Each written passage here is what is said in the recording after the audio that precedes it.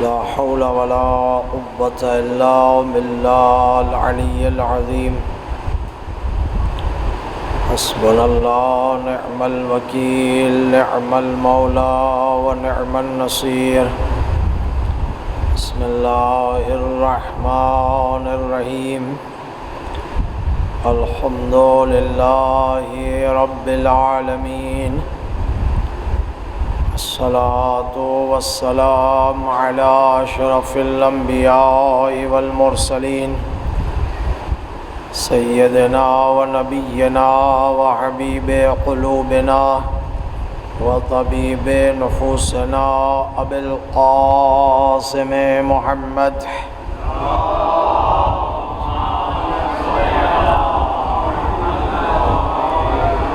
وعلى أهل بيته الطيبين الطاهرين المعصومين المظلومين الذين أذهب الله عنهم الرجس وطهرهم تطهيرا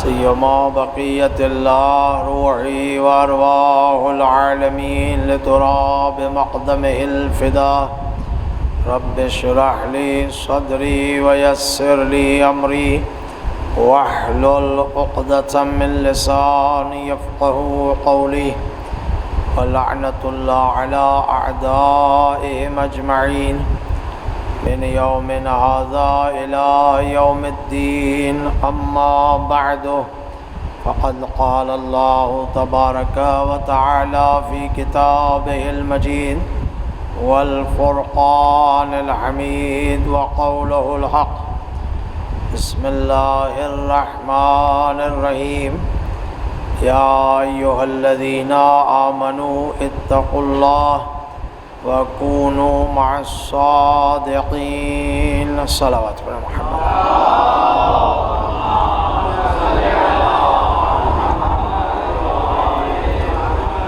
ولی عصر امام زمان اجل اللہ تعالی فرجہ شریف کے ظہور میں تعجیل امام کی سلامتی مولا کی خوشنودی حاصل کرنے کے لیے امام زمانہ ہمارے اعمال کو پسند فرمائے انشاءاللہ دشمنان اسلام و دشمنان اہل بیت کی نیست و نابودگی کے لیے بلند ترین صلوات پڑھ دے محمد علیہ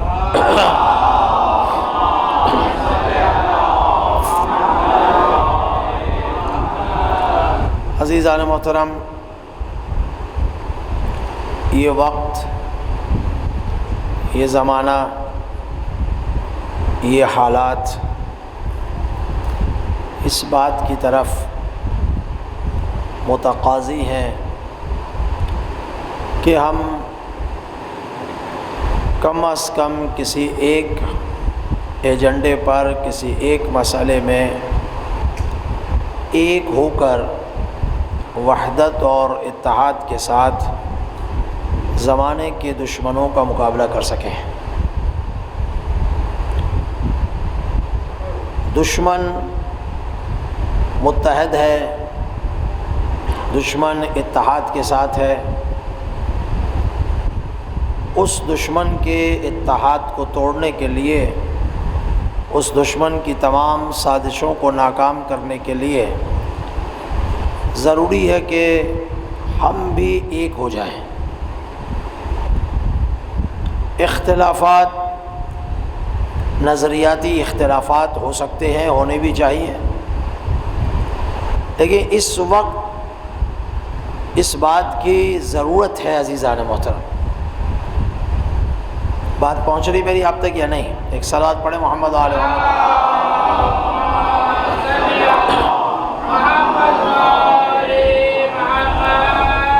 جہاں دشمن بیرونی طاقتوں کے ساتھ مل کر سازشیں بنا رہا ہے، وہاں اندر بھی سازشوں کے جال بچھائے جا رہے ہیں۔ آپ دیکھ رہے ہوں گے کہ اس وقت شیطان بزرگ، جسے حضرت امام رحمۃ اللہ علیہ نے شیطان بزرگ کا لقب دیا تھا، اور حقیقت ہے شیطان بزرگ ہی ہے، وہ اپنی دوسری جی میں بھائی کیا کروں، مائک قریب کروں تو پھر ان میں میری آواز جو ہے نا میری آواز گونجتی ہے ان میں. ایک صلوات پڑھے محمد وعلی محمد.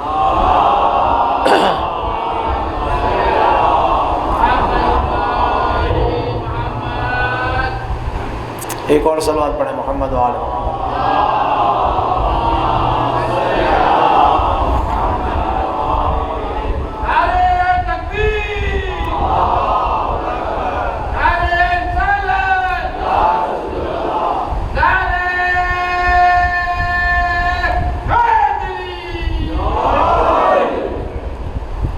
جہاں بیرونی قوتیں سازشیں کر رہی ہے حق کے خلاف، تو وہاں ضروری ہے کہ حق والے ایک جگہ جمع ہوں، ایک آواز، ایک نعرہ، ایک شعار کے ساتھ، ایک پرچم کے تلے تمام اختلافات کو بلا کر جب ایک جگہ جمع ہو کر آواز بلند کی جائے گی اور وہ پیغام جو وہاں سے دیا جائے گا وہ پیغام میں وزن ہوگا. میرے بھائی اس کو ایک جگہ سیٹ کر دو پھر چھوڑ دو یار. ایک صلوات پڑھے محمد وعلی محمد.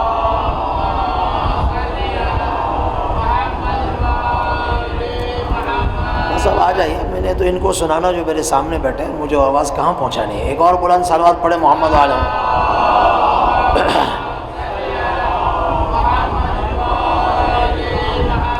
ذرا سا اس پیغام کو سمجھ لیں اور پھر آگے گفتگو کو انشاءاللہ میں بیان کرتا ہوں. عزیزو، آپ کو معلوم ہے کہ ہمارے ملک میں بھی جو کچھ ہو رہا ہے اور ملک سے باہر بھی جو کچھ ہو رہا ہے. پہلے متحدہ عرب امارات نے اسرائیل کو تسلیم کیا، معاہدہ کیا، اور اب بحرین نے اس بات پر آمادگی کا اظہار کیا ہے اور بہت جلد وہ بھی اسرائیل غاصب کے ساتھ معاہدہ کرنے والا ہے. یہ بیرونی قوتوں کی سازشیں ہیں، بیرونی طاقتوں کی ایجنسیاں ہیں جو اس انداز میں کام کر کر اسلام کو، مسلمانوں کو نقصان پہنچانا چاہتی ہیں. اور اندر کے حالات، ملک کے حالات بھی آپ کے سامنے ہیں. اور میں تو یہی سمجھتا ہوں کہ یہاں تک پہنچنے میں ہمارے اپنے جو اختلافات ہیں، ہمارے اپنے اتنے مسائل ہم نے پیدا کر لیے ہیں خام خواہ کے. ایک دوسرے سے آگے بڑھنے کی کوشش میں ہم نے بہت اپنا نقصان کر لیا ہے. سمجھ میں آگے نہیں. اب پاکستان میں بھی آپ دیکھیں، تکفیری ٹولہ اپنے انداز سے، اپنے طریقے سے ریلیاں نکال رہے ہیں، پروگرام کر رہے ہیں، گالیاں دے رہے ہیں، فحش دے رہے ہیں، مقدسات کی توہین کر رہے ہیں، امام بارگاہ پر انہوں نے پتھراؤ کیا. یہ کیوں ہو رہا ہے؟ اس کی وجہ یہ ہے کہ وہ پہلے ہمارا امتحان اور ہمیں ٹیسٹ کرتے ہیں کہ یہ کہاں تک بولیں گے. جب دیکھتے ہیں کہ نہیں یہ بھی جو ہے نا میدان میں آ چکے ہیں اور اب یہ بھی جو ہے نا کھل کر سامنے آ چکے ہیں، ان کی قوم بھی باہر ہے، تو پھر وہ گھبرا جاتے ہیں. لیکن جب دیکھتے ہیں کہ نہیں ہاتھ پہ ہاتھ رکھ کے بیٹھے ہوئے ہیں اور خاموشی سے ہیں، مصلحت کا شکار ہیں، کچھ اور مسائل ہیں، تو وہ آگے بڑھتے چلے جاتے ہیں. ہمیں ان چیزوں کی طرف عزیزوں کیا ہے توجہ کرنی چاہیے. آج الحمدللہ ہمارے اسلام آباد میں قائد محترم اور دوسرے بزرگان کے زیر نظر ایک بہترین پروگرام ہوا ہے. وہاں سے جو بھی پیغام آئے گا انشاءاللہ اس پر قوم و ملت ایک ہو کر چلے گی تو اس کے فوائد بہت زیادہ ہیں. اور انشاءاللہ امید ہے کہ ہم سب ایک ہو جائیں، ایک ہو کر ایک آواز بلند کر کے جب آگے چلیں گے تو ہر دشمن، اس سے سرسخت دشمن کو ہم شکست دے چکے ہیں، یہ تو کچھ بھی نہیں ہے. ٹھیک ہے نا. تو انشاءاللہ یہ ناکام ہوں گے، نابود ہوں گے، لیکن ایک ہو جائیے، ایک ہو جائیے، وحدت کے ذریعے سے ہم انشاءاللہ ان سب کو شکست دے دیں گے۔ بلند صلوات پڑھے محمد و آل محمد۔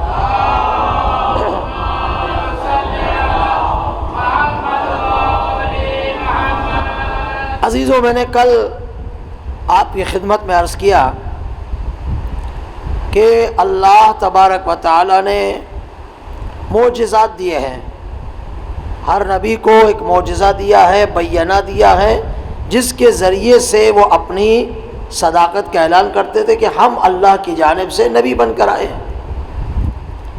اسی طرح ہمارے نبی کو بھی پروردگار عالم نے بہت سارے معجزات عطا فرمائے ہیں۔ نبی مکرم کا سب سے بڑا معجزہ کیا تھا؟ قرآن مجید۔ کل میں نے عرض کیا چونکہ اس زمانے میں شعراء، ادبا اور ان لوگوں کا زمانہ تھا، تو اب ان کے مقابل میں ایک ایسا فصیح و بلیغ کلام ہونا چاہیے تھا کہ جس کا یہ شعراء مقابلہ نہ کر سکے۔ اس لیے خداوند متعال نے پیغمبر اکرم کو قرآن معجزہ دیا۔ اس قرآن کو جب بھیجا تو اس میں خداوند متعال نے دعویٰ کیا، بہت بڑا توجہ چاہوں گا عزیزوں۔ پہلے کہا اس قرآن جیسا لے کر آؤ، کہا پورا نہیں لا سکتے 10 آیتیں لے آؤ، 10 آیتیں نہیں لے کے آ سکتے، ایک آیت لے آؤ، اور مختلف طریقے سے خدا نے چیلنج کیا۔ لیکن آج تک قرآن مجید کا یہ دعویٰ بھی موجود ہے، یہ چیلنج بھی موجود ہے، کوئی بھی کلام مجید کا ایک آیت، سورہ تو بہت دور کی بات ہے، ایک آیت بھی قرآن جیسی فصاحت و بلاغت کی نہیں لا سکے۔ توجہ ہے میری جانب؟ نہیں لا سکے۔ اب میں آپ سے پوچھتا ہوں، بولو گے تو پڑھوں گا، اور اگر خاموش رہو گے تو پھر عزیزو مزہ نہیں آئے گا۔ بلند صلوات پڑھو مزہ۔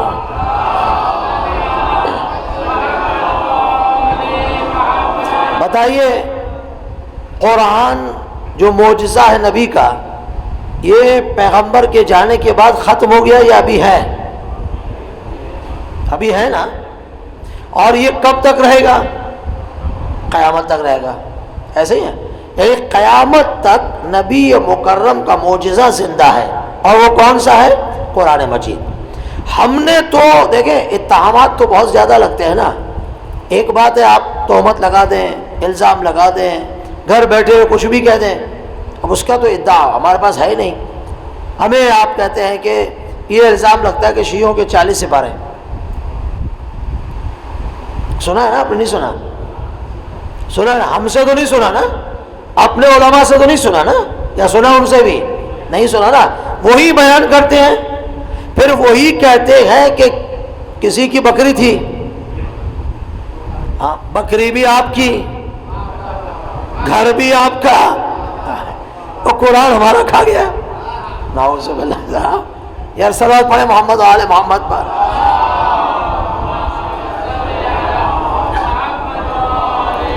کوئی بات سمجھ میں آ رہی ہے نہیں؟ بھائی اگر ہمارے نعوذ باللہ، ہم تو نہیں کہتے، ہمارے تو 30 سپارے جو قلب محمد پہ نازل ہوئے ہیں، ہمیں تو رسول خدا نے بتایا، علی نے بتایا، صحابہ کرام نے بتایا۔ عزیزان محترم، ہم تو یہ کہتے ہیں کہ تمام صحابہ کا احترام ہے، اس میں تو شک نہیں ہے، لیکن کم از کم تھوڑا تو انسان کو سمجھنا چاہیے۔ ابو ذر غفاری بھی صحابی تھے یا نہیں؟ بولو تو پھر کس نے نکالا ان کو مدینے سے ربضہ؟ اب یہ تو ہو نہیں سکتا کہ بس سبھی ٹھیک ہیں۔ بھائی جس نے نکالا وہ تاریخ پڑھو، مجھے نہیں پتا کس نے نکالا، میں نے سنا ہے نکالا۔ ربضہ گئے ہیں، اکیلے تھے، بیوی بچوں کے ساتھ، وہاں انتقال ہو گیا، ٹھیک ہے نا؟ پھر کوئی قافلہ گزرا، اس نے جنازہ دفن کیا۔ ابو ذر غفاری جیسے صحابی کو اگر آپ نکال دیں، اب آپ کہیں کہ نہیں وہ بھی ٹھیک ہے، نکالنے والا بھی ٹھیک ہے، تو یہ آپ کا عقل مانتا ہوگا، ہماری عقل نہیں مانتی اس چیز کو، ہم نہیں تسلیم کرتے۔ صحابہ کرام کا تو ہم احترام کرتے، اس میں کس نے شک کیا؟ عزیزان ہوتا ہمیں تو شک نہیں ہے، ہم انہی ممبروں سے صحابہ کرام کا تذکرہ کرتے ہیں۔ لیکن ہمارے سپارے کتنے؟ توجہ چاہوں گا 30، ایسے ہے نا، بسم اللہ الرحمن الرحیم سے والناس تک اتنا ہی ہے نا، 40 تو نہیں ہے نا. اب آپ ہی کہتے ہیں، آپ ہی بتائیں وہ کہاں ہے. اب جس کی بکری کھا گئی اس سے پوچھو کہاں تھے، کسے کھا گئی، وہ بکری آزاد کیسے تھی، پہنچ کیسے گئی ہمارے گھروں تک. یار بولو تو صحیح نا. پڑھ میں رہا ہوں، خاموش آپ ہیں. صلوات پڑھو محمد و آل محمد پر.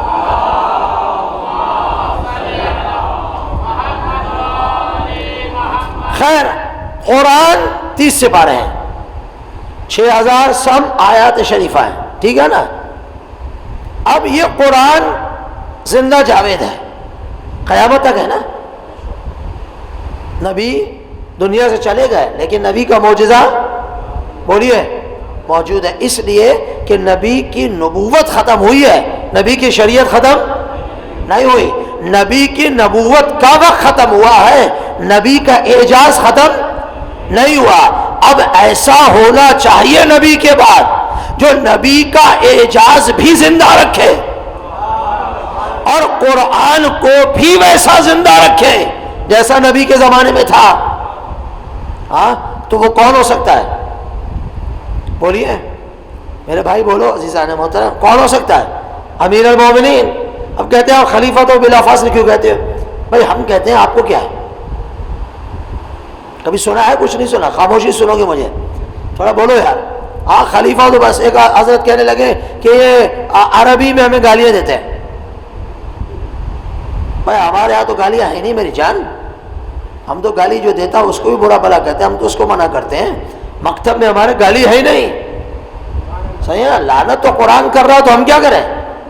ہم نے تو قرآن سے لیا نا. لعنت تو وہ خدا کہہ رہا میں بھی لعنت بھیجتا ہوں ان ظالموں پر، کافروں پر، فلاں فلاں جتنے بھی خائن ہیں یہ ان سب پر میں بھی لعنت بھیجتا ہوں، تو بھی لعنت بھیجو. ٹھیک ہے نا؟ اس سے تو آپ روک بھی نہیں سکتے ہم نے نا، ہم روکنے والے ہیں. میں نے کل بھی کہا تھا یہ تو چلے گا. ہم نے گالی کب دی آپ کو بھائی؟ کہتے ہیں یہ جو اذان میں خلیفہ تو بلا فضل کہتے ہیں یہ گالی ہے. بھائی یہ کیسے گالی ہے؟ کہ نہیں، اس کا مقصد یہ کہ آپ کہتے ہیں پیغمبر کے بعد بلا فضل علی ہے، تو اس میں شک کون سا ہے؟ اس میں شک کون سا ہے میرے بھائی؟ یہ تو استدلال موجود ہے. من کنت مولا فہذا علی المولا. قرآن مجید میں جب رسول خدا نے وانذر عشیرتک الاقربین کہا کون ہے میری مدد کرے گا، کون ہے میری مدد کرے گا، کون کھڑا ہوا؟ 11 سال کا علی کھڑا ہوا نا. تو رسول نے اسی دن کہا تھا نا علی تو میرے بعد وسیع و جانشین ہے. تو وسیع جانشین وہی ہوگا جس کو محمد نے فرمایا. تو علی خلیفہ ہے بلا فاصل. اس میں اعتراض کون سی بات ہے؟ اس میں گالی کون سی بات ہے؟ کہ تم کہتے ہو کہ علی خلیفہ بلا فاصل ہے، پھر تم اس میں کہتے ہو کہ غصب ہوگی خلافت، تو اس میں بھی کون سا شک ہے؟ یہ تو اس میں شک کون سا؟ ذرا آپ ہمیں بتائیے ہم نے کہا کیا ہے. اگر ہم استدلال نہ کریں پھر ہم سوال کرتے آپ اعتراض کرتے،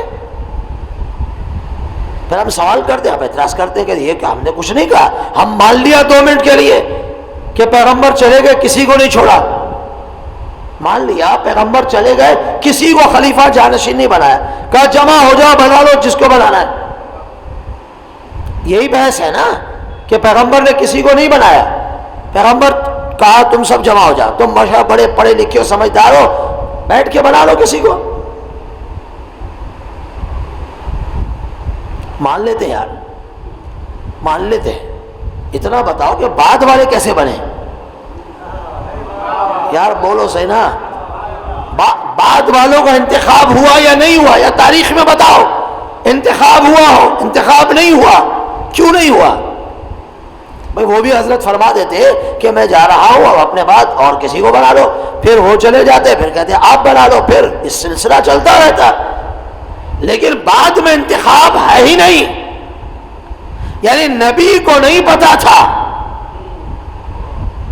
نبی کو کسی چیز کا نعوذ باللہ نہیں پتا، اور ہمیں معلوم ہے کہ ہمارے جانے کے بعد کسی کو ہونا چاہیے. تو بھائی وہ خاتم النبیین کو بھی تو پتا ہونا چاہیے نا، جو ہمیشہ کے لیے جا رہا ہے. تو اب خلیفہ تو بلا فصل تو آج بھی قائد محترم نے جو ہے وہاں پر کہا ہے خلیفہ تو بلا فصل 1400 سال سے چل رہا ہے. یہ بتاؤ الصلاۃ خیر من النوم کب آئی ہے؟ بحث ہوگی تو پھر سب ہوگا، پھر تو بہت دور تک بات جائے گی. عزیزان محترم بھائی بات سمجھ میں, ہم تو بتلائیں گے رسول خدا کے زمانے سے کہ اشہد ان امیر المومنین علی ولی اللہ خلیفۃ بلا فصل. آپ بھی بتاؤ نا یہ کب سے آیا؟ اور ہم تو ہمیشہ کہتے ہیں حی علی خیر العمل, حی علی خیر العمل. یہ بھی بتلائیں گے کہ یہ کب سے ہے, یہ بلال کی اذان میں تھا. اگر آپ کو کہنا ہے تو ہر نماز میں کہو نا, یہ صبح کی نماز میں گائے کے لیے ممکن ہے کہ دوپہر کو بھی سو رہا ہو تو اسے بھی تو اٹھاؤ نا. صلوات پڑھے محمد و آل محمد پر.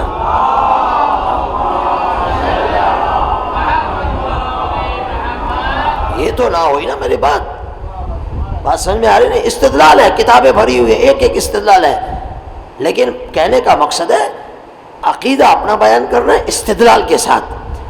ہندو سے بھی بات کرتے ہیں استدلال کے ساتھ, دلیل کے ساتھ. اب آپ کہیں گے نہیں ہم نہیں مانتے, وہ آپ کا مسئلہ ہے, ہم نے کبھی کسی کو برا نہیں کہا. خیر, قرآن ہے قیامت تک رہے گا, ٹھیک ہے نا. اب آئیے سورہ بقرہ میں بسم اللہ الرحمن الرحیم. قرآن رسول کا معجزہ ہے, بولو ہے نا, قیامت تک رہے گا, یقین ہے نا. چلے, اور بھی پیغمبر کے بہت سارے معجزے ہیں, اسے آپ جانتے, میں نہیں پڑھ رہا. بسم اللہ الرحمن الرحیم. الف لام میم حروف مقطعات ہیں. یہ اللہ جانے یا راسخون فی العلم جانے, یہ اہل بیت ہی جانتے ہیں کہ یہ کیا ہے, کسی کو کچھ نہیں پتا. ذالک الکتاب, یہ کتاب کون سی کتاب بولیے؟ قرآن. کس پہ نازل ہوا؟ بولتے جاؤ. ہاں, میں بچے گانا سوال کروں گا آپ کو بلوانے کے لیے. کس پہ نازل ہوا؟ پیغمبر پہ. کب نازل ہوا؟ ماہ رمضان میں. ایسے ہی ہے نا؟ غلط پڑھوں تو میری اصلاح کر دیجیے گا میرے بھائی. تو ذالک الکتاب, یہ کتاب, الکتاب یعنی کتاب, الکتاب کہا ہے, الف لام ہے ساری کی ساری کتاب, ایسے الکتاب. یہ کتاب, اشارہ بھی کیا, کتاب بھی کہا. اس کتاب میں لا ریب فیہ, اس میں کسی قسم کا کوئی شک و شبہ بولیے نہیں ہے. شک ہے ہی نہیں, شک نہیں ہے. اس کا مقصد کیا ہے؟ یعنی اس قرآن میں کسی بھی غلطی کی گنجائش نہیں ہے. اس کا واو بھی اپنی جگہ پر ہے, اس کا الف بھی اپنی جگہ پر ہے. نہ آگے ہو سکتا ہے, نہ پیچھے ہو سکتا ہے, نہ کم ہو سکتا ہے, نہ زیادہ ہو سکتا ہے, نہ زیادہ داخل کیا جا سکتا ہے, نہ وہاں سے نکالا جاتا ہے. یہ بالکل بعین ہی اسی طرح اسی سورہ میں انہی آیات کے ساتھ پیغمبر اکرم نے قرآن مجید کو جمع کیا. ٹھیک ہے نا؟ پہلی آیت اور نازل نہیں, وہ ترتیب ہی الگ ہے, لیکن اسی مجموعے کو پیغمبر نے جمع کیا جو اس وقت ہمارے پاس موجود ہے. اس قرآن میں شک نہیں ہے, ٹھیک ہے, غلطی ہے نہیں ہے. اگر اس میں کوئی غلطی ڈھونڈے گا وہ اسلام کے دائرے سے خارج ہو جائے گا نا. یہ قرآن مجید ہے, مان لیا. اب بتاؤ, قرآن تو ہے, اب اس قرآن کو, یہ کتاب ہے نا, آپ اور ہم سب, اب عربی ہے نا, یہ اردو تو ہے نہیں. قرآن اردو میں نازل ہوا ہے نہیں نا, کسی اور لینگویج میں نازل تو نہیں ہوا. قرآن کس میں نازل ہوا؟ عربی میں نازل ہوا. چونکہ اس زمانے میں کہا نا عرب تھے, شاعر تھے, اب وہی اتارنا تھا نا, کسی اور لینگویج تو اتار نہیں تھا. اب ترجمہ ہوتا رہے. اصل قرآن عربی میں. اب عربی میں قرآن آیا, اب اس قرآن میں کیا کیا ہے مجھے بتاؤ. نماز کا تذکرہ ہے, اقیموا الصلاۃ یقیمون الصلاۃ. زکوٰۃ کا تذکرہ ہے, یؤتون الزکوٰۃ. حج کا تذکرہ ہے, جب مستطیع ہو جاؤ حج پہ چلے جاؤ. یہ ہے نا, برے کاموں سے روکو, اچھے کاموں کی طرف چلے جاؤ. تعاونوا علی البر والتقوی ولا تعاونوا علی البر ولا تعاونوا علی الاثم والعدوان. اچھے کاموں میں ساتھ دو, برے کاموں سے دور ہو جاؤ, اس کا ساتھ مت دو. یہ ہے نا قرآن ہے. اب بتلاؤ, یہ قرآن میں کہاں ہے کہ نماز صبح کی 2 رکعت پڑھنی ہے؟ گردن نہیں, تھوڑا زبان سے بولو. نہیں, قرآن میں ہے کہ کعبے کے 7 طواف کرنے نہیں ہے نا. یہ کہا ہے صفا مروہ میں صحیح کرنی ہے. کتنی کرنی ہے قرآن میں ہے نہیں ہے نا. قرآن میں ہے حجر اسود کو چومو نہیں ہے. کیوں کرتے ہو؟ بھائی اگر مسئلہ فقط قرآن کا ہے تو پھر یہ قرآن میں یہ چیزیں تو نہیں ہے نا، کلیات ہے نا. نماز پڑھو، زکوٰۃ دو، حج کرو، انفاق کرو. کتنا انفاق کریں؟ زکوٰۃ کتنی دیں؟ خمس کتنا نکالیں؟ یہ قرآن میں تو نہیں ہے نا. اگر یہ سب خدا نے قرآن میں بیان کرنا ہوتا تو نبی کو بھیجا کیوں تھا؟ توجہ ہے، نبی کو بھیجنے کی ضرورت کیا تھی میرے بھائی؟ نبی کو بھیجا، توجہ چاہوں گا، نبی کو بھیجا کائے کے لیے؟ تاکہ کلام کی کلیات کو جزئیات میں تبدیل کر کے بتائیں. اسی کو شریعت محمدی کہتے ہیں نا. اب پیغمبر نے بتایا 2 رکعت نماز پڑھو، پیغمبر نے بتایا نا. یہ حضرات بھی یہی کہتے ہیں کہ پیغمبر نے بتایا، قرآن میں نہیں ہے، رسول نے بتایا. چلے اس وقت تک تو آپ مان لیتے ہو نا، یہاں تک آ جاتے ہو. تو پھر میں ان سے کہتا ہوں، ابھی یہ عصائد کو میں آگے بڑھا رہا ہوں لیکن توجہ چاہوں گا، پیغمبر نے بتایا نا. کہاں پیغمبر نے کہا 2 رکعت نماز، 4 رکعت نماز، یہ فلاں سجدہ کرنا، پہلے رکوع کرنا، پھر سجدے میں جانا، یہ ہے تکبیر ہے، اکبر ہے، فلاں سب رسول نے بتایا نا. قرآن میں تو نہیں ہے نا یہ. ہاں تو میرے بھائی آپ مانتے کیوں رسول کی اس بات کو جب قرآن میں ہے ہی نہیں؟ کہا جو اللہ کا نبی ہے، چونکہ اللہ کا نبی ہے، جو اس نے کہا ہے ہم نے ماننا ہے. وما ينطق عن الهوى ان هو الا وحی یوحى، وہ بولتا ہی نہیں ہے مگر اللہ کی وحی سے. اللہ کا کلام ہے، جو بولتا ہے وہ اللہ ہے، اللہ کی جانب سے. تو میں سوال کرتا ہوتا ہوں میرے بھائیوں، جب آپ کو نماز کی رکعت پوچھنی ہو رسول کے پاس آ جاؤ. جب زکوٰۃ کتنی نکالنی ہے رسول کے پاس آ گئے. حج میں طواف کتنے ہیں، کیا کرنا، رسول کے پاس آ جاؤ. تو یہ سب چیزیں رسول کے پاس. ہم تو کہتے ہیں آؤ، ہم تو کہتے ہیں شریعت ہے محمد کی، لیکن اپنے مفاد کے لیے مت آؤ. آنا ہے تو پورا آؤ. اگر نماز یہاں سے لینی ہے تو پھر نماز کے وقت جو پشت پہ سوار ہو جائے اور اس کے سواری کی وجہ سے سجدہ طولانی ہو رہا ہو، اللہ اپنی نماز کو روک دے تو جہاں 2 رکعت لیتے ہو وہاں حسنین کو بھی دیکھو. حسنین کو بھی دیکھو، رسول کے پشت پہ سوار ہے نا. نماز رک گئی، نماز رک گئی. علی کو دیکھو، مہر نبوت پہ سوار ہے. علی منی وانا من القرآن ما علی و علی ما القرآن الحق ما علی و علی ما الحق. ہاں پھر ان حدیثوں کو بھی دیکھو نا، یہ بھی رسول نے فرمائی ہے نا. ہاں یا تو سارا یا چھوڑ دو. لیکن یہاں وہی تعصب ہے نا محمد علیہ السلام سے. تو اپنے مقصد کے، اب ظاہر ہے وہاں نہیں جاتے تو قرآن کیسے سمجھے؟ قرآن سمجھ میں نہیں آتا، جانا ضروری ہے. اب عزیزان محترم توجہ چاہوں گا، اب یہ کتاب ہمارے سامنے ہے، اس کو کون سمجھائے؟ کوئی تو سمجھانے والا ہونا چاہیے نا. بولو میرے ساتھ. ہاں کوئی سمجھانے والا ہونا چاہیے نہیں اختر بھائی؟ ہونا چاہیے نا. کون سمجھائے؟ جو قرآن کو سمجھتا ہے یا جو قرآن کو نہیں سمجھتا؟ جو قرآن کے شان نزول کو بھی جانتا ہو، کہاں اتری اس کو بھی جانتا ہو، کس کے بارے میں اتری یہ بھی جانتا ہو، یہ سب جانتا ہو نا. اگر ہم نے پوچھ لیا خدایا ہمیں کوئی بتائے کہ بھئی یہ تبت یدا ابی لہب و تب یہ سورہ نازل ہوئی، کب ہوئی، کس کے بارے میں نازل ہوئی، تو پتہ تو چلے نا، یا نہیں پتہ چلنا چاہیے؟ یعنی وہ ایسا ہونا چاہیے جس کو یہ سب پتہ ہو. ہاں ایسی ہے نا. اب اگر یہ قرآن مجید ہے میرے سامنے، آپ جا کے ایسے شخص کو لے آؤ جس کو عربی بھی پڑھنا نہ آتی ہو، جس کو قاعدہ بھی نہ آتا ہو عربی کا، نہ اردو آتی نہیں ہو، آپ اس کو لے آئے کہ مولانا اس کو لے کے آئیں، آپ کو قرآن سمجھائے گا. بات مانو گے؟ بات مانو گے؟ آپ کیا کہو گے بھائی یہ اس کو کیا پتا بیچارے کو، اس کو تو بھی اپنا نام بھی لکھنا نہیں آتا، یہ کیا بتائے گا قرآن؟ ایسا لے کے آؤ جو قرآن کو جانتا ہو. ایسے ہی ہے نا. تو عزیزان محترم ایک بات اور سن لو. آپ دیکھیے خالی کتاب تو کافی نہیں ہے نا. ہے آپ بازار میں جاتے ہیں، بازار میں آپ نے جا کر کمپیوٹر لیا، آپ نے فریزر لیا، آپ نے کوئی مشینری خریدی. جب آپ لے کر آتے ہیں تو وہ خالی ہوتی ہے مشینری جو آپ نے خریدی ہے، اس کے ساتھ کچھ ہوتا ہے؟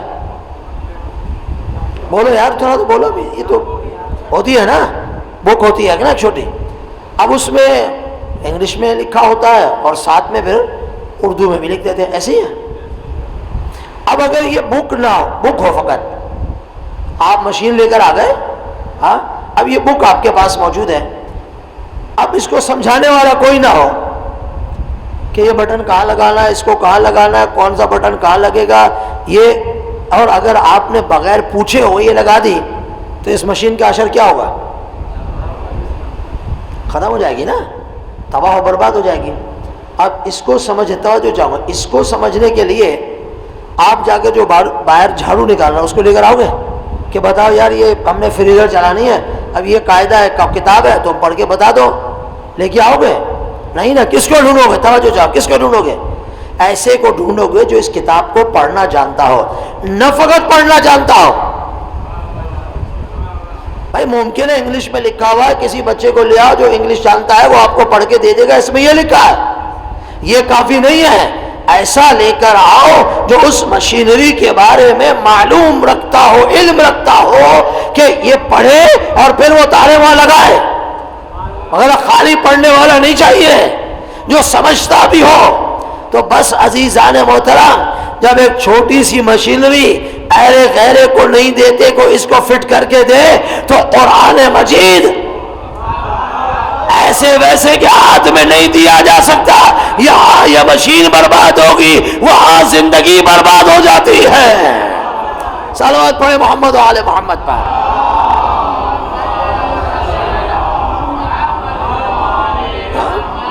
تو اس معجزے کے ساتھ امام کا ہونا ضروری ہے عزیزان محترم، اور ہمارا عقیدہ یہ ہے قرآن کے ساتھ امام رسول خدا کے بعد امیر المومنین، اور آج اور قیامت تک امام مہدی آخر الزمان عجل اللہ تعالی فرجہ شریف، یہ کتاب کے ساتھ موجود ہے۔ کتاب اور امام دونوں ساتھ ہونے چاہیے، اور کتاب جب معصوم ہے تو امام کیا ہونا چاہیے؟ بولیے، معصوم ہونا چاہیے نا۔ کتاب میں شک نہیں ہے تو کتاب کا سمجھانے والا بھی ہر شک و شبہ سے پاک ہونا چاہیے۔ ذالک الکتاب لا ریب فیہ ھدی للمتقین، یہ کتاب کس کے لیے ہدایت ہے؟ صاحبان بولیے تقوی کے لیے۔ تو اگر صاحبان تقوی کے لیے ہدایت ہے تو کیا جو متقی نہیں ہے ان کے لیے ہدایت نہیں ہے کیا؟ کبھی غور کیا ہے اس آیت پہ؟ جو متقی نہیں ہے، کیا کتاب قرآن مجید ان کے لیے ہدایت نہیں ہے؟ بولو، ہے یا نہیں ہے؟ ہے نا، تو قرآن کہہ رہا ھدی للمتقین، یہ کتاب متقین کے لیے ہدایت ہے۔ نہیں، یہ کتاب قرآن مجید سب کے لیے ہدایت ہے، کیونکہ آگے قرآن مجید میں سورہ بقرہ میں خدا آگے چل کے فرماتا ہے ھدی للناس، یہ کتاب لوگوں کے لیے، للناس سب کے لیے ہدایت ہے۔ ہدایت، توجہ چاہوں گا، ہدایت سب کے لیے ہے، لیکن اس سے ہدایت متقین ہی لیتے ہیں۔ اللہ اکبر، اس سے ہدایت کون لے گا؟ متقین لیتے ہیں، جو امام المتقین کے دروازے پر گئے وہی سمجھیں گے قرآن مجید کو۔ ہدایت سب کے لیے ہے، لیکن ہدایت لیتا سب نہیں ہے، کیونکہ قرآن نے سورہ بقرہ میں فرمایا یہدی بہ کثیرا وَيُضِلُّ بِهِ کثیرا، یہ کتاب بہت ساروں کو ہدایت کرتی ہے، بہت ساروں کو گمراہ کرتی ہے۔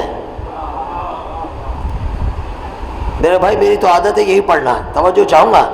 قرآن مجید میں آپ سے پوچھو، مجھے بتاؤ یہ قرآن کتاب ہدایت ہے یا ضلالت کی کتاب؟ بولو، ہدایت کی ہے نا۔ تو خدا کیا کہہ رہا ہے؟ یہدی بہ کثیرا، نکالو سورہ بقرہ، دیکھو نہ ہو تو مجھے بتانا۔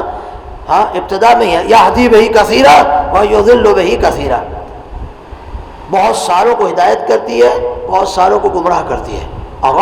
مگر قرآن کتاب ہدایت ہم سمجھتے ہیں اور ہے بھی، تو یہ ضلالت و گمراہی کہاں سے آ گئی؟ مگر قرآن گمراہ کرتا ہے، کہاں؟ ہاں قرآن گمراہ کرتا ہے۔ کب؟ کہ جب در علی سے ہٹ جاؤ گے، جب در علی سے ہٹ جاؤ گے تو یہ قرآن گمراہ کرے گا تمہیں، اس لیے کہ جب در علی سے ہٹ گئے تو باطن قرآن کا پتہ نہیں چل سکتا۔ اگر انہوں ادھر جاؤ گے جنہیں ظاہری کا پتہ نہیں ہے، جو ساری زندگی کہتے رہے اگر علی نہ ہوتے،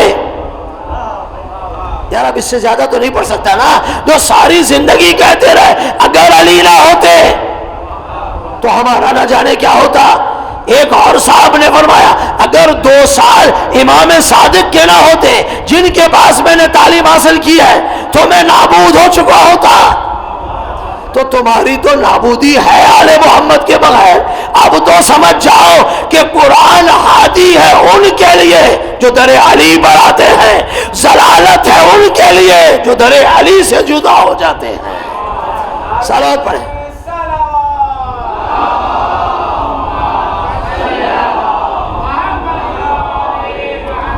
ہدی للمتقین، صاحبان تقوی اس سے کیا کرتے ہیں عزیزو؟ ہدایت لیتے ہیں۔ اب یہ متقی ہے کون؟ بس یہ آپ کی خدمت میں آیتیں پڑھ رہا ہوں، اور انشاءاللہ کل میری آپ ہی کی مجلس ہے اور کہیں نہیں ہے تو انشاءاللہ وقت پہ آئیں گے اور تفصیل سے آپ کی خدمت میں پڑھوں گا۔ بلند صلوات پڑھ دے محمد و آل محمد۔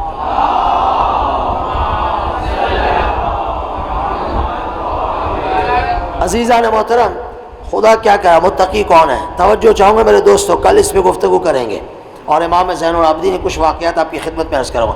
الذین ہدی للمتقین، یہ کتاب جو لا ریب فیہ ہے یہ کس کے لیے ہدایت ہے؟ متقین۔ یہ متقین ان سے ہدایت لیتے ہیں، چونکہ ہم نے ہدایت لے لی ہے، توجہ ہمیں جا رہے، ہم نے ہدایت لے لی ہے، اس لیے کہتے ہیں الحمدللہ رب العالمین۔ یار میں اس سے زیادہ نہیں پڑھ سکتا نا، آپ سمجھ رہے نہیں سمجھ رہے؟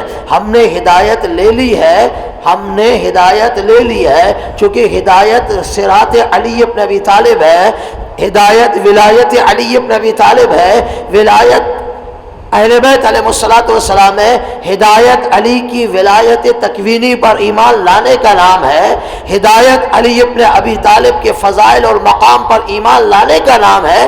ہم چونکہ لے آئے،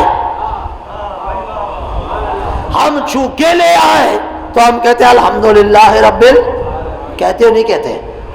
بولو یار، گھبرا کے تو نہیں کہتے؟ مولانا سے پوچھو، وہ بیچارہ وَلَضَّالِّينَ کے ختم کرتا ہے، اس سے زیادہ آپ کی آواز آتی ہے الحمدللہ رب العالمین، جبکہ آپ کو علماء نے سمجھایا الحمدللہ رب العالمین دل میں آہستہ کہنا چاہیے، اتنی بلند آواز میں نہیں کہنا چاہیے نا، ٹھیک ہے؟ لیکن آپ کہتے ہیں نہیں مولانا سے ہماری آواز اونچی ہونی چاہیے، کوئی مشکل نہیں ہے، آپ کی مرضی ہے، لیکن الحمدللہ رب العالمین آہستہ کہیں۔ چلے ہم الحمدللہ رب العالمین کہتے ہیں، کیوں؟ اس لیے اللہ کی تعریف کرتے ہیں، شکر کرتے ہیں کہ پروردگار ہم نے ہدایت لے لی ہے، الحمدللہ۔ اب اس راستے پر ہمیں باقی رکھ، طلحہ کی طرح گمراہ نہ ہو جائیں، زبیر کی طرح گمراہ نہ ہو جائیں، اشعث کندی کی طرح گمراہ نہ ہو جائیں، ان منافقوں کی طرح گمراہ نہ ہو جائیں، موسیٰ اشعری کی طرح ادھر نہ چلے جائیں۔ آئی سمجھ میں؟ اور ان لوگوں نے جنہیں امیر المومنین کو، جنہوں نے حکمیت کو مجبور کیا قبول کرنے میں، ان منافقوں میں نہ چلے جائیں۔ وہ آئے تھے علی کے ساتھ لیکن پہلے ہی سے علی کے نہیں تھے، اگر علی کے ہوتے تو علی فرماتے ہیں جو میرا ہے اس کے ناک پر تلوار مارو، تو وہ اسے کہو کہ علی کو چھوڑ دے، وہ علی کو نہیں چھوڑے گا۔ جو میرا نہیں ہے اس کے سامنے ساری دولت رکھ دو، کہ علی کو مان لے، وہ کبھی بھی مجھے نہیں مانے گا۔ تو یہ پہلے ہی سے علی کے نہیں تھے۔ وہ ہمارے ایک عالم ہیں، اب اللہ ان کو بھی ہدایت کرے، میں ان کے لیے بھی دعا کرتا رہتا ہوں، نام نہیں لیتا، آپ جنہوں نے ان کو سنا ہے وہ سمجھ جائیں گے۔ وہ بعض اوقات ایسی باتیں الٹی سیدھی کر دیتے ہیں، لیکن ہم کیا کر سکتے ہیں؟ وہ کہتے ہیں بھائی جو آئے امام حسن مجتبیٰ علیہ السلام کے ساتھ وہ ہمارے ہی تھے، ٹھیک ہے نا؟ اور انہوں نے ایک جملہ کہا جس کو دشمن نے پکڑ لیا، وہ کہتے ہیں انہوں نے کو پتہ تاریخ کی اپنی طرف سے پہلی دفعہ شاید دیکھی ہیں، بڑے پڑھے لکھے ہیں اپنی جگہ پہ، شاید انہوں نے پہلی دفعہ دیکھی ہمیں معلوم نہیں ہے، ٹھیک ہے؟ وہ کہہ رہے ہیں یہ جملہ ہم ہمیشہ سنسر کرتے رہے۔ بھائی ہم نے تو کبھی سنسر نہیں کیا، امام حسن کی سب نے بتایا، آپ سے پہلے ہم ابھی تو جو ہے نا کافی عرصہ کا وہ پڑھتے، ہم نے تو ابتدائی تعلیم میں سب کچھ پڑھا تھا، بیان کیا، تمام علماء بیان کرتے۔ اب آپ کو نہ پتا ہو، اتنے بڑے عالم ہو گئے تو ہم کیا کر سکتے ہیں میرے بھائی؟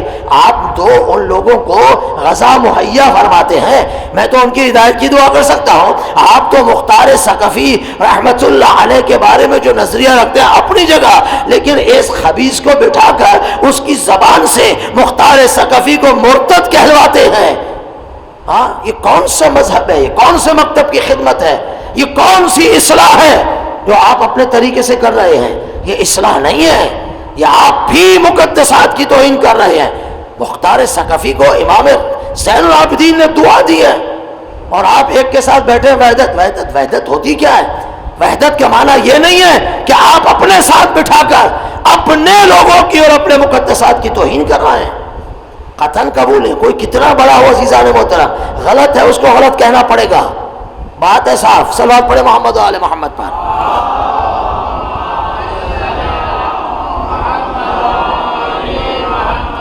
آئی سمجھ میں عزیزوں؟ تو ہدی للمتقین، صاحبان تقوی ہدایت ہے، ہم ہدایت پہ گامزن ہے۔ متقی ہے کون؟ الذین، صفات سنو یہ متقی کون ہے؟ پھر کل اگر موقع ملا، اگر ملا وقت اگر ہوا تو سورہ معارج کی آیت پڑھوں گا کہ پروردگار کیا فرما رہا ہے کہ کون ہے کہ جو اللہ تبارک و تعالیٰ کے ساتھ ہیں اور ان کی صفات کیا ہے۔ پھر سورہ مومنون میں آیات پڑھو، 18 صفات مومن کی بیان فرمائی ہیں پروردگار عالم ہے، ان کو پڑھو، سب کو ملاؤ تو معنی سمجھ میں آئے گا۔ الذین یؤمنون بالغیب، متقی وہ ہے جو غیب پر ایمان لے کے آئے۔ مسلمانوں غیب سمجھو، غیب سمجھو، کل بتاؤں گا یہ غیب، ٹھیک ہے نا۔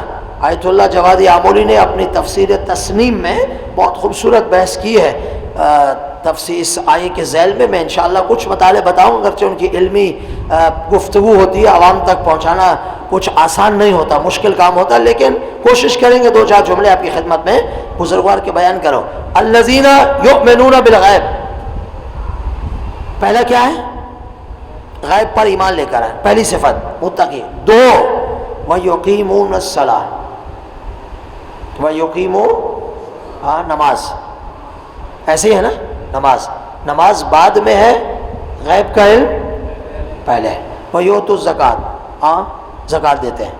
وَمِمَّا رَزَقْنَاهُمْ يُنْفِقُونَ، ٹھیک ہے نا، ایسے ہی ہے نا۔ غیب کا ایمان، نماز قائم کرتے ہیں، زکات دیتے ہیں، وَمِمَّا رَزَقْنَاهُمْ يُنْفِقُونَ، اور جو اللہ نے رزق دیا اس میں سے کیا کرتے ہیں؟ انفاق کرتے ہیں، راہ خدا میں دیتے ہیں۔ ان کی اب اصلی تفسیر بتاؤں گا، سب شامل ہوتے ہیں لیکن مصداق عطم بتاؤں گا کون ہے۔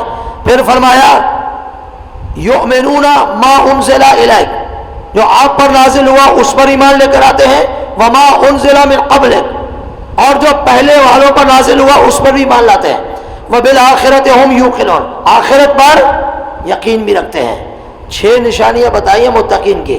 پھر کہا اولئک علی ھدی من ربہم واولئک ھم المفلحون، یہی ہدایت یافتہ ہیں، یہی فلاح پانے والے ہیں۔ اللہ اکبر۔ یہ 6 نشانیاں صاحبان تقوی کی بتائیں جو ہدایت لیتے ہیں کلام پاک سے، ان کو بتایا یہ ہدایت یافتہ ہیں۔ اب میں آپ کی خدمت میں ان آیات کو کل انشاءاللہ کھول کر امام سجاد کے فضائل انہی آیات سے نکال کر آپ کی خدمت میں پوائنٹ اور نقطے بیان کروں گا۔ صلوات پڑھے محمد و آل محمد پر۔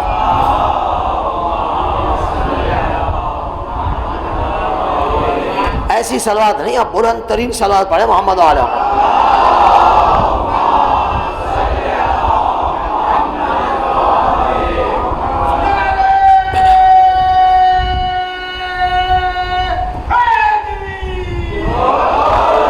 عزیزان محترم، محمد و آل محمد علیہ الصلوۃ والسلام عظیم ہستیاں ہیں، ان کی محبت کو، ان کے پر جو ہمارا ایمان ہے یہ کوئی واپس لے نہیں سکتا۔ ایسا ہی ہے نا، بہت بڑے بڑے ہمارے تم نے شہید کر دیے، شہید عارف حسین حسینی جیسا خزانہ ہم نے دے دیا۔ کراچی میں شہید ترابی تھے رحمت اللہ علیہ، بہت ہی شجاع، بہت ہی بہادر، ہر جگہ سب سے پہلے ہر قضیے اس وقت تو بہت مسائل تھے، بہت، اب تو الحمدللہ خدا کا بہت بڑا شکر ہے، اس وقت بہت زیادہ مراحل اور مسائل اور مصیبتیں تھیں، لیکن یہ شہید ہر جگہ پہنچتے تھے، بغیر خوف و خطرے کے پہنچ جاتے تھے۔ ہم نے بڑی قربانیاں دی ہیں، ہم اپنے عقائد سے پیچھے ہونے والے نہیں ہیں۔ میں ابھی ایک مجلس میں کہہ کے آ رہا ہوں کہ تم 360 دن کراچی کو بند رکھو، ہم زیارت عاشورہ کو بند نہیں کریں گے، یہ ہم پڑھتے رہیں گے، ہمارے خون اور گوشت کا حصہ ہے۔ کہیں یہ وہم میں رہو کہ اب اس کے ہم پیچھے نہ ہوگا، جسے ہم 1400 سال سے پڑھ رہے ہیں، آج بھی پڑھیں گے، قیامت تک پڑھتے رہیں گے، اس سے گھبرائے مت۔ ہاں جتنا بھی چیخنا چیخ لو، چیخنے سے کچھ نہیں ہوتا، چیختا وہی ہے جسے کچھ مسائل ہو۔ ہم نے تو کچھ کہا ہی نہیں میرے بھائی، آپ ویسے چیخ رہے ہو، ہاں کچھ چیختے رہو، گالیاں دیتے رہو، ہم تو گالیاں نہیں دیں گے، ہم تو اخلاق سے بات کریں گے، ہمارا مکتب ہمیں اخلاق سکھاتا ہے۔ بات ہے سیدھی سیدھی۔ نوجوانوں آپ بھی ان تمام چیزوں میں ہوشیار ہو، وحدت رکھو، لیکن کسی سے الجھو مت، کسی سے مت الجھو، اپنا راستہ لو، اپنے عقائد کو مضبوط کرو بس۔ ہاں جب وقت آئے گا تو دیکھا جائے گا، انشاءاللہ دیکھا جائے گا۔ ہم اہل بیت علیہ الصلوۃ والسلام سے کبھی بھی پیچھے ہٹنے والے نہیں ہیں، انشاءاللہ اللہ کی مدد سے، اللہ کی مدد سے۔ برا نہیں بولنا چاہیے، اللہ کی مدد سے۔ محمد و آل محمد کے خاندان اسیر ہو کر بازاروں میں لے جایا جا رہا ہے۔ دو جملوں کی اجازت دیں، مولا کے مصائب پڑھ کے آنسو بہائیں۔ عزادارو، یہ لٹا ہوا قافلہ بازاروں سے گزرتا ہوا دربار شام میں آیا، اور دربار شام سے زندان شام میں آیا۔ زندان شام میں دو جملے سن لو۔ زندان شام میں جب یہ قافلہ آیا تو وہ زندان کی کوٹھڑی کیسی تھی آپ تاریخ میں سنتے ہیں۔ بیویاں خاک پر بیٹھی ہیں، بی بی زینب سلام اللہ علیہا بیٹھ کر نماز پڑھ رہی ہیں۔ زین العابدین نے پوچھا، پھوپھی اماں بیٹھ کر نماز کیوں پڑھتی ہیں؟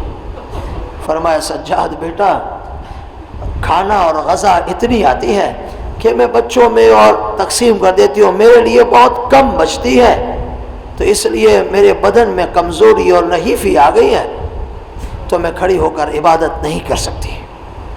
عزادارو، اتنے میں یزید کی زوجہ کو یہ خیال آیا، یہ قیدی ہیں، میں ان سے جا کر ملاقات تو کروں۔ ملاقات کے لیے زندان میں آئی۔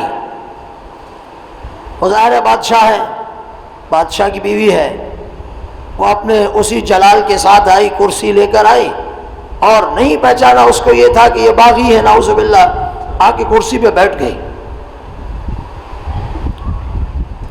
قیدی بی بی زینب سلام اللہ علیہا بیٹھی ہے فرش پہ۔ پوچھا، قیدی تم کہاں سے آئے ہو؟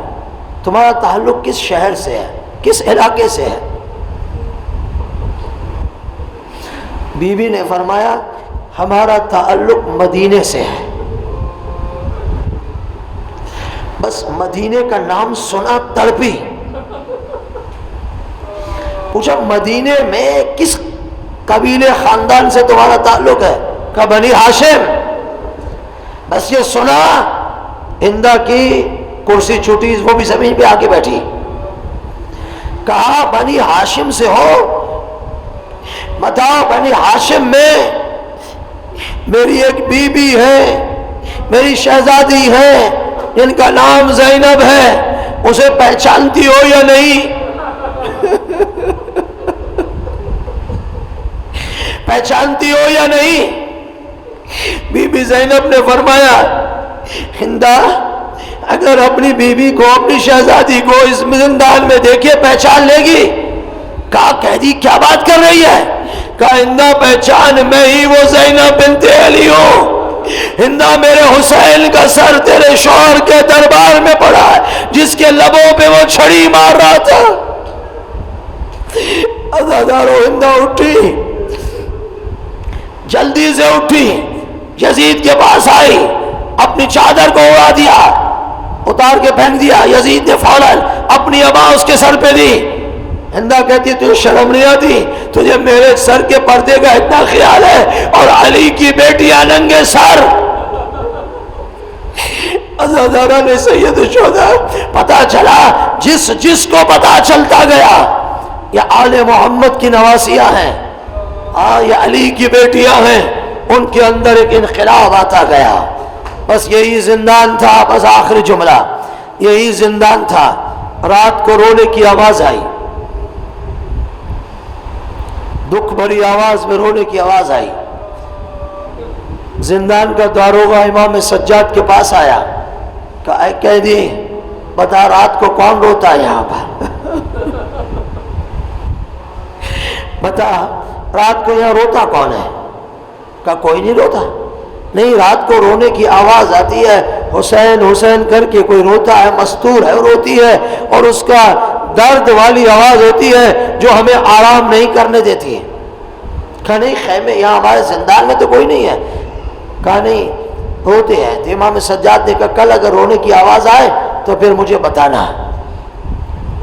اتنے عرصے سے مصائب سنتے ہو تو انتظار تو نہیں کرنا چاہیے نا رونے کا۔ عزادارو رات ہوئی، دوسرے دن پھر رونے کی آدھی رات کو آواز آئی، امام سجاد کے پاس آیا کہ مولا دیکھو رونے کی آواز آ رہی ہے قیدی۔ امام نے کہا دروازہ کھولو میں دیکھوں کون رو رہا ہے، کس کی آواز ہے۔ دروازہ کھولا، مولا زندان کے پیچھے آئے، دیکھا ایک برقع پوش عورت ہے جو حسین حسین کر کے رو رہی ہے، جو حسین حسین کر کے رو رہی ہے۔ عزادارو گریہ کرنے والوں، حسین حسین کر کے رو رہی ہے۔ امام سجاد نے پوچھا اے مستور تو کون ہے جو یہاں پر میرے بابا کا رونا رو رہی ہے، میرے بابا کے غم کا ماتم کر رہی ہے، بتا تو ہے کون؟ اگر میں اپنے وطن میں ہوتا تو میں تجھے کچھ نہ کچھ انعام دیتا، بتا تو کون ہے؟ شیعو سنو آنے والوں، مجالس حسین کی حرمت کو سمجھو۔ ایک مرتبہ بی بی فاطمہ نے اپنا برقع چہرے سے نکاح بٹایا کہ سجاد پہچان میں تیری دادی فاطمہ زہرا ہوں۔ اے سجاد جہاں جہاں تم گئے ہو میں تمہارے ساتھ